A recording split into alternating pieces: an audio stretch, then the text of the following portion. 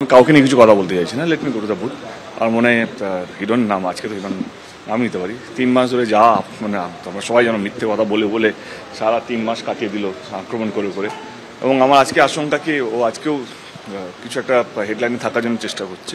এবং ওনাকে শুভেচ্ছা, এবং ওনাকে শুধু না, আমার মনে হয় কি ঘাটাল লোকসভা কেন্দ্রে যেই দলের প্রার্থী আজকে দাঁড়িয়েছেন তাদেরকে শুভেচ্ছা, এবং ভোটারদেরকে বলবো যে ঘাটাল লোকসভা কেন্দ্রে, যেহেতু এটা আমার কেন্দ্র 10 বছর ধরে ছিল, এবারও আমি দাঁড়িয়েছি এখান থেকে, প্রত্যেকে বলবো কি আসুন, আপনার কোনো অসুবিধা নেই, কিন্তু আসুন ভোটটা দিন।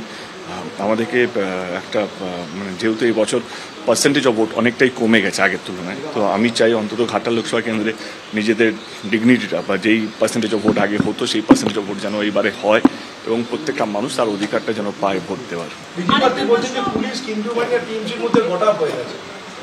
আমি তো বললাম ওখানে আমি কিছু বলতে পারবো না, ও তো সারাদিন এটা বলবে।